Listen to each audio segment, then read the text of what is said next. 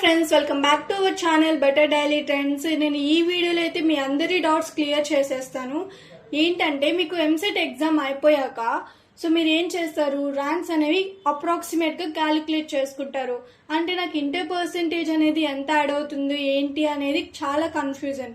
నాకు ఇంత పర్సెంటేజ్ వచ్చింది, నాకు ఇంత మార్క్స్ వచ్చింది, ఈ మార్క్స్ కి నాకు ఎంత పర్సెంటేజ్ అనేది యాడ్ అవుతుంది. ఇవన్నీ కూడా చాలా డౌట్స్ ఉన్నాయి. ఇవన్నీ కూడా నేను ఈ వీడియోలో కవర్ చేస్తాను. ఇది ఆల్రెడీ ప్రీవియస్ వీడియోలో చేశారు, చాలా మందికి అర్థం కాలేదు కాబట్టి నేను స్టెప్ బై స్టెప్ ప్రాసెస్ అంటే స్టార్టింగ్ నుంచి ఎండింగ్ వరకు అసలు ఎలా ఉంటుంది ఏంటి అనేది క్లియర్ ప్రాక్టికల్ గా నేనైతే చూపిస్తాను. ఈ వీడియోని అయితే మీరు స్కిప్ చేయకుండా లాస్ట్ వరకు అయితే చూడండి, అప్పుడే మీకు అర్థమవుతుంది అంటే ఎలా క్యాలిక్యులేట్ చేస్తున్నారు, ఫార్ములా ఏంటి అనేసి.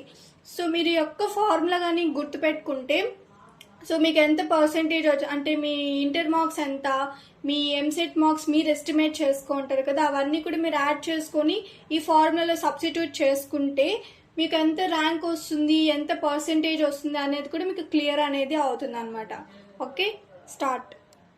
మీకు ఎలా క్యాలిక్యులేట్ చేస్తారు అనేది అయితే నేను ఈ వీడియోలో చెప్తాను, చూడండి. ఫస్ట్ ఇక్కడ మీకు ఇంటర్ మార్క్స్ తో ఎంత పర్సెంటేజ్ అనేది యాడ్ చేస్తారు అనేది అయితే ఈ వీడియోలో చెప్తాను. ఫస్ట్ మీకు ఐపీ మార్క్స్ ఎంతకు ఉంటుంది, టోటల్ 1000 ఉంటుంది.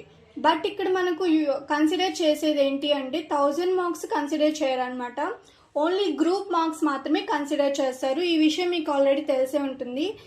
గ్రూప్ మార్క్స్ అంటే మీకు ఏంటి, బైపీసీ, ఎంపీసీ అనమాట. ఓకే, బైపీసీ స్టూడెంట్స్ కి అయితే బైపీసీ, ఎంపీసీ స్టూడెంట్స్ కి అయితే ఎంపీసీ. ఓకే, ఈ సబ్జెక్ట్స్ మాత్రమే కన్సిడర్ చేస్తారు.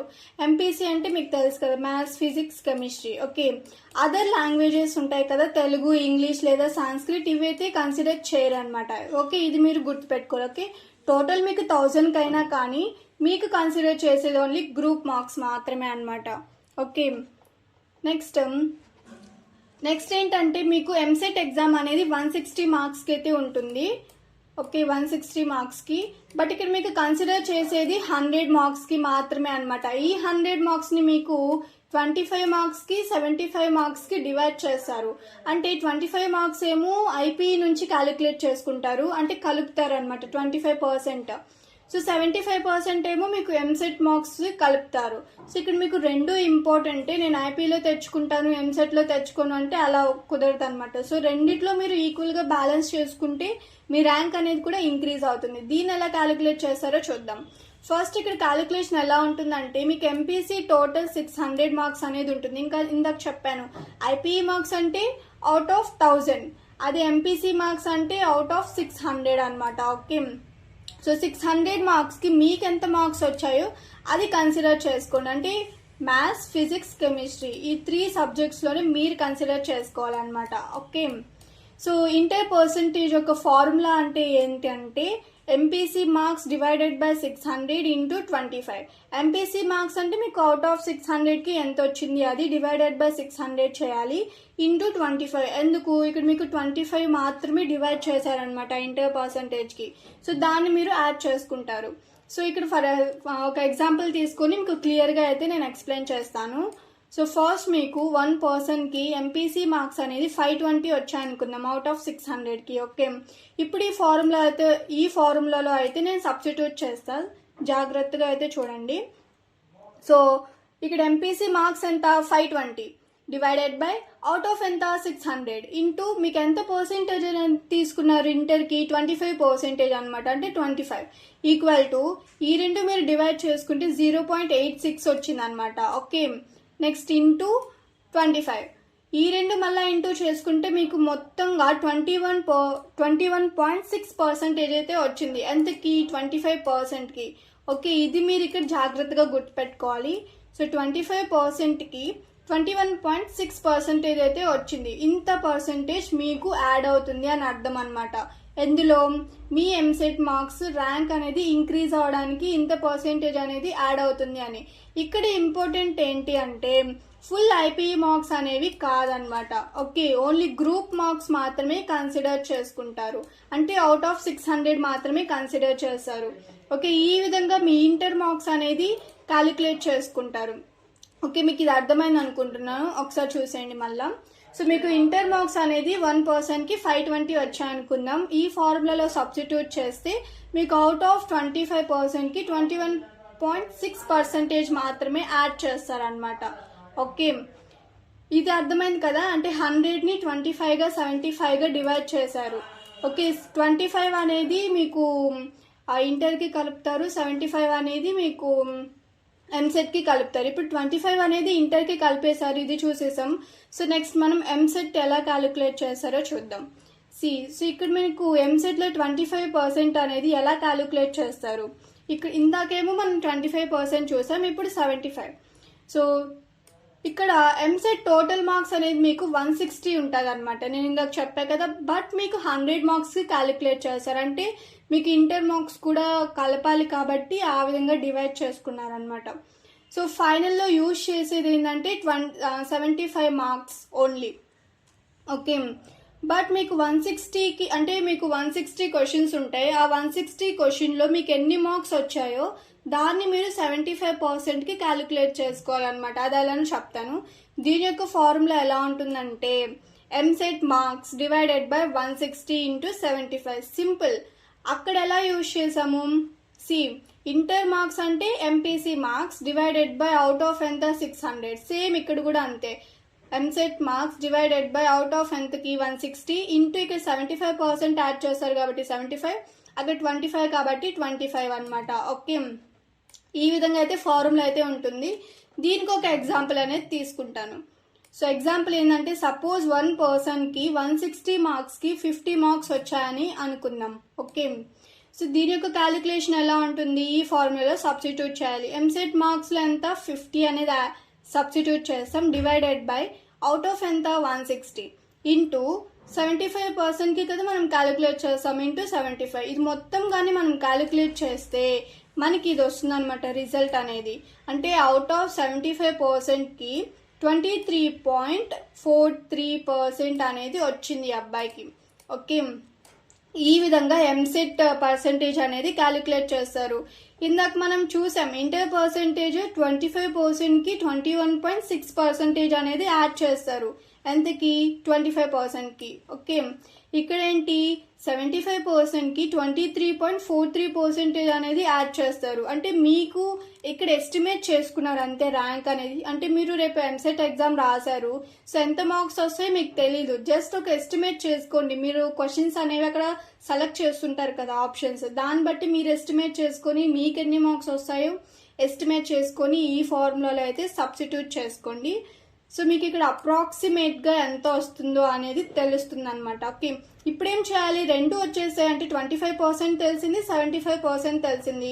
సో ఇప్పుడు మనకు 100% తెలియాలి. అంటే 100%కి ఎంత పర్సెంటేజ్ వచ్చింది అని. సింపుల్, 100% కావాలంటే సో ఫుల్ ఫార్ములా అనేది యూజ్ చేస్తాం. ఎలా, ఫైనల్ స్కోర్ మనకు అవుట్ ఆఫ్ 100కి కావాలి. అంటే ఎలా, ఐపీఈ మార్క్స్ అంటే 25% ప్లస్ 75%. సో రెండింటిని యాడ్ చేసేస్తే మనకు అవుట్ ఆఫ్ 100 మార్క్స్కి ఎంత మార్క్స్ వచ్చాయో తెలిసిపోతుంది కదా. సేమ్. సో ఐపీఈ పార్ట్లో నాకు ఇందాక 21.6 ఇది వచ్చింది కదా, సో ఇది ఇక్కడ రాసుకున్నాను. అలానే ఎంసెట్ పార్ట్ 23.43 అనేది ఇక్కడ రాసుకున్నాను అనమాట. ఓకే, ఫైనల్ టోటల్ ఎలా అంటే ఏం లేదు, సమ్ చేసుకుంటాం అంతే. రెండింటిని కూడా యాడ్ చేసేస్తే మనకు అవుట్ ఆఫ్ 100కి 45.03% వచ్చింది అనమాట. పర్సెంట్ కానీ మార్క్స్ కానీ ఏదన్నా తీసుకోవచ్చు. ఓకే, అవుట్ ఆఫ్ 100కి 45.03.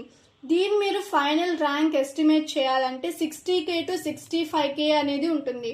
సో ఇది మీకు క్వాలిఫై అయిపోతారు, అంటే ఫ్రీ సీట్ అనేది కూడా వచ్చేస్తుంది. ఇది ఎప్పుడు, ఇక్కడ నేను చూడండి ఓన్లీ 50 మార్క్స్ మాత్రమే తీసుకున్నాను. 50 మార్క్స్ అంటే మీరు వితౌట్ ప్రిపరేషన్ ఏమీ లేకుండా ఇలాంటి మార్క్స్ కూడా మీరు తెచ్చుకోవచ్చు అన్నమాట. అంటే క్వాలిఫైయింగ్ మార్క్స్ అనేది తెచ్చుకోవచ్చు. ఫ్రీ సీట్ అనేది చాలా ఈజీగా వస్తుంది. చాలా మంది ఉంటారు నాకు టాప్ ర్యాంక్ అనేది అవసరం లేదు, జస్ట్ నాకు క్వాలిఫై అయిపోయి ఫ్రీ సీట్ వచ్చేస్తే సరిపోతుంది అనే వాళ్ళకి ఇది నేను చెప్తున్నాను అనమాట. అంటే లాస్ట్ వీడియోలో నేను ఫ్రీ సీట్ ఎలా తెచ్చుకోవాలి, ఎంత మార్క్స్ వస్తాయి, అంటే వితౌట్ ప్రిపరేషన్స్తో కూడా ఫ్రీ సీట్ తెచ్చుకోవచ్చా, ఆ వీడియో కూడా నేను లాస్ట్ వీడియోలో పెట్టాను. ఇంకా ఆ వీడియో చూడకపోతే ఆ వీడియో కూడా చూడండి, అందులో మీకు తెలుస్తుంది. సో ఇది జస్ట్ 50 మార్క్స్కి అయితే ఇచ్చాను అనమాట. సో ఈ 50 మార్క్స్లో మీరు ఎంతన్నా యాడ్ చేసుకోండి, అంటే అప్రాక్సిమేట్గానే కాబట్టి మీకు మీ గెస్ పైన ఉంటుంది అనమాట. ఓకే, సో రెండింటిని యాడ్ చేసి అవుట్ ఆఫ్ 100కి ఎంత మార్క్స్ వచ్చిందో తెలిసిపోతుంది. అలానే ఇక్కడ 45% అంటే 45 మార్క్స్కి ర్యాంక్ అనేది కూడా మీకు 60K to 65K బిట్వీన్లో వస్తుంది అనమాట. ఆల్మోస్ట్ మీకు కొన్ని బీటెక్ కాలేజెస్లో క్వాలిఫై చేస్తారు, అంటే ఫ్రీ సీట్ అనేది తప్పకుండా వస్తుంది. ఓకే, సో ఇంకో ఎగ్జాంపుల్ అనేది తీసుకుందాం. ఓకే, సో ఈ ఎగ్జాంపుల్ ఏంటంటే ఇందాక మీరు చూపించారు కదా, అంటే 50 మార్క్స్కి మాకు ఇంకా కొంచెం ఎక్కువ మార్క్స్ వచ్చాయి, అలాంటి వాళ్ళకి ఏం చేయాలనేసి ఈ ఎగ్జాంపుల్ అనమాట. సో క్లియర్గా అయితే ఎక్స్ప్లెయిన్ చేస్తాను చూడండి. ఫస్ట్ ఇక్కడ 1%కి ఎంపీసీ మార్క్స్ 570 వచ్చాయి అనుకుందాం 600కి. ఓకే, నెక్స్ట్ వీటిని మనం ఫార్ములాలో సబ్స్టిట్యూట్ చేసుకోవాలి. ఇందాక ఫార్ములా చెప్పారు కదా, సబ్స్టిట్యూట్ చేస్తే ఫస్ట్ మీరు ఏం చేయాలి, ఇంటర్ పర్సెంటేజ్కి అంటే 25%కి మీకు ఎంత పర్సెంటేజ్ అనేది యాడ్ అవుతుంది అది మీరు క్యాలిక్యులేట్ చేసుకోవాలన్నమాట ఫార్ములా యూజ్ చేసి. సో ఈ పర్సన్కి అయితే 25%కి 23.75% అయితే యాడ్ అవుతుంది.